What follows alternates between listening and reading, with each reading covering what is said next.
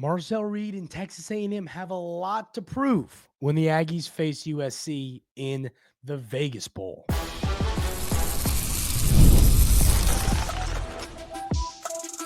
You are Locked On Aggies, your daily podcast on the Texas A&M Aggies, part of the Locked On Podcast Network, your team every day. Welcome on into Locked On Aggies. I'm host Andrew Stefaniak. Thanks for making Locked On Aggies your first listen every single day. Today's episode is brought to you by our friends over at Game Time. Download the Game Time app, create an account, and use code LOCKEDONCollege for $20 off your first purchase. Merry Christmas, everybody. Really hope everyone has a great holiday wherever you are, whatever you're doing. Hope everyone has an absolutely great day. Getting ready to head over and do some family stuff myself here. Lost my voice yesterday, so sorry I sound so it's hard to talk. But we hope everyone has an absolutely wonderful holiday. Really hoping that for y'all. So Merry Christmas once again. The bowl game's coming up, ladies and gentlemen. We play the USC Trojans on Friday. It's going to be a late kickoff. It's going to be a fun one. Friday night football, Friday night lights. It's going to be exciting. And I've talked about why Texas A&M has a lot to prove for the future in this game, and I still stand, by that statement of Texas A&M does have a lot to prove. But I think that this is a great opportunity to see a lot of things we want to see. I mean, there's a handful of things that come straight to my mind early, which, first of all, the first thing, I'm excited to see what Marcel Reed does in this game. I think this is a great opportunity for him to prove, Coach Elko said he's our quarterback. He's QB1. But I'm just telling you, I think the offseason it will be a lot more positive if Marcel Reed goes out and has a massive showing in this game. If he goes out and plays really well, we're going to sit back and go, man, really excited for Marcel Reed next year. And I think the hype around kind of what I'm talking about in segment 2 is going to be there as well. So want to see him play well in this game, kind of give everybody a positive start for next year. Have that offseason hype that we've seen from some other schools that have a quarterback that plays well in the bowl game. And then you go, maybe this kid's going to be pretty good next year. So another thing I want to see is Rueben Owens. This one is going to be really interesting to me. Now, obviously, Le'Veon Moss is not going to be playing in this game due to his injury. So we expect Rueben Owens and Le'Veon Moss to be the 1-2 punch next year for this rushing attack. I foresee Le'Veon Moss being one of, if not the best running backs in the SEC. Now, I think a lot of people, myself included, forget the upside possessed by Rueben Owens. Heading into this season, I'm a big Rueben Owens guy. If y'all remember right in this offseason, I'm a big Rueben Owens guy. I thought that he was going to kind of take over as the lead back in this offense. Now, if y'all go back to, to episodes this summer, I kind of felt like it was going to be Rueben Owens is the guy, 52% to 48% Moss. I felt it was going to be like a 1A, 1B type of share. It wasn't like I thought Rueben Owens was going to take over, 25 carries to Moss's 5. I felt like it was going to be, 16 to 14, that type of split. Then, of course, because there was a lot of hype around Owens heading into this past season. And he gets the preseason injury. And I don't know if I'd say the hype died down, but it definitely, you haven't heard people talking as much about Rueben Owens since the injury. And it's part of recency bias and how well Le'Veon Moss, but there's lots of reasons why. But you're going to have Moss back next year, which is really exciting. But at the same time, you could have this, you're going to have this 1-2 punch that we expected to be really good this season next year. So, and we talked about it a little bit this week. We talked about it throughout the season, but, Rueben Owens still hasn't had that opportunity to take that second year leap. He was a true freshman last year, did a lot well. I think Rueben Owens, for the most part, was a really solid freshman running back. We've said there were some holes he missed. There were some opportunities. There were some things he could have done a little bit better as a true freshman. He was a true freshman. This is what happens with true freshmen. So I think we all anticipate Rueben Owens to be a really good player in his future and a really good player for Texas A&M for years to come. Now you're finally in this game against USC going to get to see I'd assume 100% Rueben Owens. He played a handful of snaps against Texas, not enough. This will be his first real showing. I think he had 2-3 carries against Texas, I remember right. This is going to be his first true showing of the season. And similar to what I just said about Marcel Reed, I mean, I would absolutely love to see Rueben Owens rush for 100 yards in this game efficiently and catch some passes and get in the end zone. You would love to see him have a big showing in this matchup because he's going to be part of this rotation next year, a big part of it, in my opinion. So I want to see Rueben Owens play well in this game. Want to see it happen. I want to see him put together a stat line that we go, man, the 1-2 punch of Owens and Moss is going to be darn near impossible to stop next season for opposing teams. That is the feeling I want to have leaving this bowl game. So those are two important players I'm watching. The last guy I want to see something from is Ashton Bethel Roman, the true freshman receiver. I think that there's a lot. I think there's a lot there for him to do well next season. I think that he could be, even with the players you brought in, even with Craver coming in, even with Hudson coming in, with Jerome Miles coming in, with NT still sticking around, even with all these players, I have a weird feeling you're going to see Ashton Bethel Roman play a significant role for this team next season. And I'm not talking about 100 catches. I'm not saying he's going to go for 1,000 yards, but I could see him go from 400 something yards and then the next season taking off and being a really good player. This Texas A&M receiver room is talented and young now. I mean, Bethel Roman on top of Miles coming in, Hudson and Craver, both are young players. Both were true freshmen last season. Or both were freshmen last season. So this is a young unit. And I think if Bethel Roman can prove that he's going to be a part of this offense, just imagine how scary the youth in this Texas A&M receiver room is. So Bethel Roman's a player I want to see have a good showing in this game. Now, against USC, I mean, on this, obviously Miller Moss is gone. You are going to see Jaden Maeva in this game, the 6'4", 220-pound quarterback from Hawaii, threw for 907 yards or 6 yards, 7 touchdowns, and 3 interceptions on the season.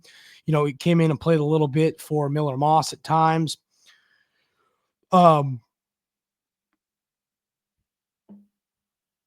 Talented running back. You're going to see Woody Marks playing in this game. Talented running back. Excited to see what the future holds for him. He's a guy that I think you're going to see play some football at the next level. Then you're going to see Mekhi Lemon in this game. And part of the bowl games, ladies and gentlemen, nowadays is you never know who's going to opt out at a random time. But everything I've read right now, these players are going to be out there. We saw, Branch at the portal. Some of the players for USC are in the portal, like Texas A&M. I think we've got 19 players in the portal right now. You got some opt-outs for the NFL. We're going to be without a lot too, which is great because it gives these teams and these players opportunities for young guys to get in there. Now, Maeva, the quarterback, also runs the ball. He's got 4 touchdowns on the ground this season. So between his legs and his arm, he's accounted for 11 total touchdowns. So I expect him to come out and try and prove, hey, I'm the guy for this team too, sophomore quarterback. I expect Maeva to come out and prove, hey, I'm the guy. There's some excitement around me for next year. So this is going to be a battle. But I think this is a game for Texas A&M. It gives you an opportunity. Like last year, let's be honest, the bowl game didn't matter. You had a new coaching staff. There was some turnover. We were getting ready to go get some new players in the portal. It just didn't matter. This year, the bowl game can leave a positive feeling within this program and get you feeling real good for next season, get you feeling nicey, as Gruden would say. It'll for next year, you'll feel a lot better if Texas A&M is able to win this game and see some of these young players step up and have good showings. So I really want to see that in this game. So I saw a list the other day, and it was 15 Heisman candidates for next season, and Marcel Reed was on that list. Thought it was a little crazy, but let's talk about what it would take for Marcel Reed to actually be a Heisman candidate. We'll have that conversation coming up right here on Locked On Aggies. First, I'll tell you about our friends over at Game Time. Game Time is the best and only place anybody should be buying tickets to anything you're going to. Sporting event, whether it's a concert, to go see a comedian, to go to the theater, to go see a Broadway play. Anything that you're going to buy a ticket to, you're going to want to do it on Game Time. I absolutely love the Game Time app. I have pushed it on all my friends. I've pushed it on all my family. Everybody that's buying tickets in my family and within my pals, they're using the Game Time app. I love it. I love how my favorite feature within the app is how you can look and see, okay, here's the seat. You can, do I want this seat or do I want this seat, this price, and you can see what it looks, the venue looks like from that seat and make your decision. I absolutely love that feature of the Game Time app. Take the guesswork out of buying tickets with Game Time. Download the Game Time app, create an account, use code LOCKEDONCollege for $20 off your first purchase. Terms apply. Again, create an account and redeem code LOCKEDONCOLLEGE for $20 off. Download Game Time today. What time is it? Game time.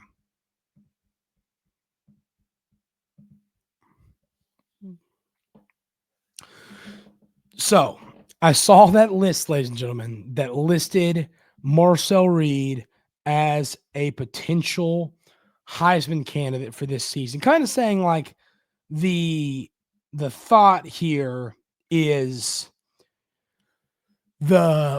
he can take that next step and become a great player for Texas A&M. And so here's my thoughts on this.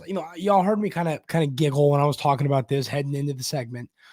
I mean, Marcel Reed is a play style type of quarterback to be in that conversation when it comes to his legs. Now, he's going to have to develop a lot this offseason as a passer if he wants to make that a reality.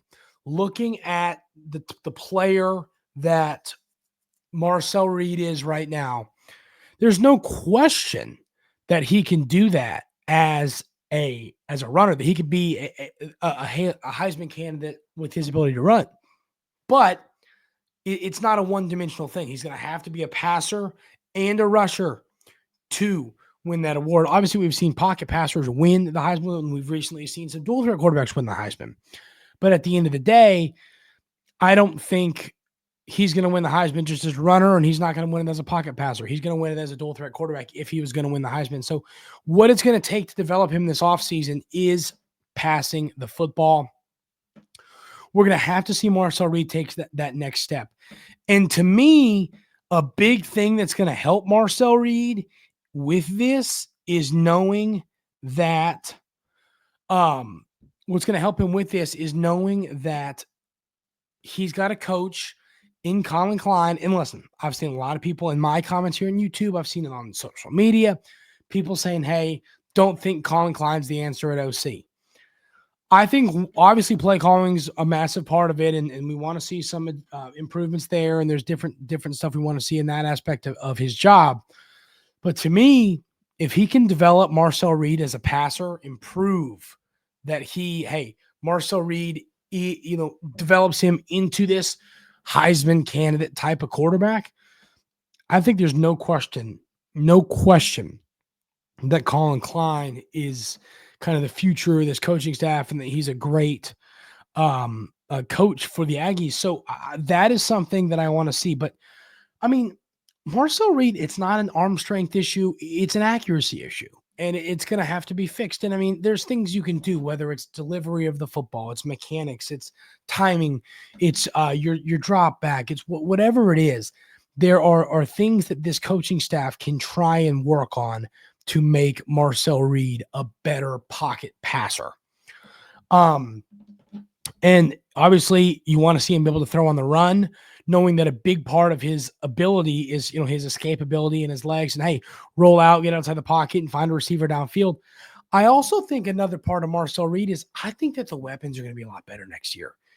I mean, at the end of the day, a quarterback can only be as good as his weapons. I mean, you can be a great quarterback with terrible weapons and struggle. And I don't think that I would categorize Reed's weapons as terrible. I think I would categorize them as not great is how I would categorize it.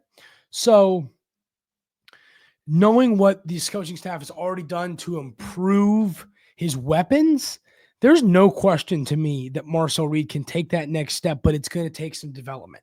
And that's up to Collin Klein. I mean, there's no debate who's got to deal with that, who's got to work on that. So I really want to see him become a better pocket passer because we talked about it last year. I mean, when we were having the whole, do we want Connor Wigman? Do we want Marcel Reed? Who should be the quarterback? We were having the whole debate. We discussed time and time again, the one consistent aspect of Texas A&M's quarterback play last year was Marcel Reed's legs. I mean, Marcel Reed's legs single-handedly came back and won that game against LSU. I mean, I think, what did he complete? Like 4 passes? Let's pull that up because, I mean, I think it's an interesting aspect of this conversation. Like, his legs were a massive part of what Texas A&M was able to do. Yeah, he completed 2 passes. So Marcel Reed played pretty much the entire second half, almost the entire second half in that game, and only completed 2 passes. Now, ironically, 2 passes for 70 yards, but still only completed 2 passes. So his legs literally won you a game last year in a big moment, in a big moment for this team and this program. So they were consistent. Consistently, you saw Texas A&M move the football thanks to Marcel Reed's legs. I think if he improves as a passer, not only is it going to make his legs better, it's going to make Le'Veon Moss and Ruben Owens more effective. It's going to make your running game more effective in general. So to legitimately have a chance at making Marcel Reed a Heisman candidate, which is a stretch. There's no question it's a stretch. But, I mean, at the end of the day, I think these new quarterbacks that run the ball a lot, I mean, that new style of quarterback, which, I mean, we've seen it before, but you know what I mean? It's becoming more and more often you see it in college football. If Marcel Reed is able to develop as a passer with what he can do with his legs, that dual threat factor, I do think he'd be one of the better quarterbacks in college football because, I mean, it's impossible to stop. It's impossible to stop a guy who can run and throw because it opens up things in your ground game with the running backs, opens up your play action passing. There are so many ways that having a quarterback like Marcel Reed can be so effective. So I'm very excited to see what he can do next year. And once again, I think for the naysayers of Collin Klein, this is his opportunity to prove why he belongs and why he should be a coach for Texas A&M. If he has does a great job this offseason developing Marcel Reed into a better passer, it's going to be hard to, and especially if, then he, on top of that, does a really good job of calling plays, it's going to be hard to have any issues with Collin Klein. So I'm fired up to see what he's going to do because I'm still a big believer in Collin Klein, and I think he's going to be a great coach in this sport for a very, very long time. We're going to talk a little bit about, I got some early predictions for who might lead the Aggies in receiving next season, which I think is one of the more interesting kind of off-season debates. We'll talk about that coming up right here on Locked On Aggies.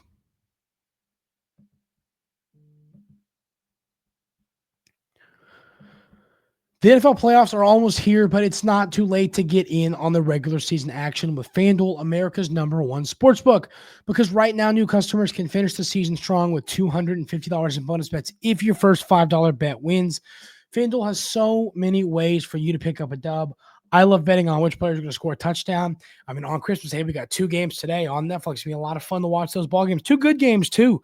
We got Chiefs, Steelers, and then we've got Houston, Baltimore. 2 good football games. I'm playing for a fantasy championship. Need a big game from Derrick Henry. So a lot of fun stuff to bet on right now. Anytime touchdown scores are one of those fun things without a doubt. Just visit FanDuel.com to join today. That's FanDuel.com for your chance at $250 in bonus bets. Make every moment more with FanDuel, an official sportsbook partner of the NFL, and of course, the Locked On Podcast Network. So, who's going to lead Texas A&M in receiving next season is a really interesting conversation because you have multiple different schools of thought. Is it going to be one of the transfers? Is it going to be Craver? Is it going to be Hudson? Or is it going to be Noah Thomas? I think it would not have to be. I mean, crazier things have happened than Ashton Bethel-Roman leading the team in receiving, or somehow I think it'd be tough for Miles coming off the injury, but still, you get the point. There's a lot that could happen for different players to lead this team in receiving this season. I'm going to be really anxious to kind of sit back and see who ends up leading this team in this stat, knowing last year, I think that receiver, with what happened with Moose, and, obviously Janae Walker is a great leader on this team, but he didn't have quite the season I was expecting. And Noah Thomas, I mean, he was still your best receiver and he did a lot well, but was expecting more from him. Cyrus Allen and Jabri Barber was expecting a little bit more from all these guys, and it just didn't work out. Now, part of it is, once again, Collin Klein wants to run the football. The Aggies ran the ball a lot. Which I expected that, but I did expect it to be a little closer. I expected us to the ball a little bit more than we did. But it makes sense why the weapons didn't have as many receiving yards as maybe we would have expected in the offseason, knowing that this team just flat out didn't throw the football as much as we kind of expected them to do. So I get that. But if I was a betting man and I had to pick a player right now to lead this team in receiving next season, I think without a doubt, I would pick Noah Thomas right now. I have a feeling he's more of a veteran than Craver and Hudson. If Craver or Hudson leads this team in receiving, in no way, shape, or form would I be an ounce surprised. Not even an ounce surprised. Genuinely, I would not be surprised at all.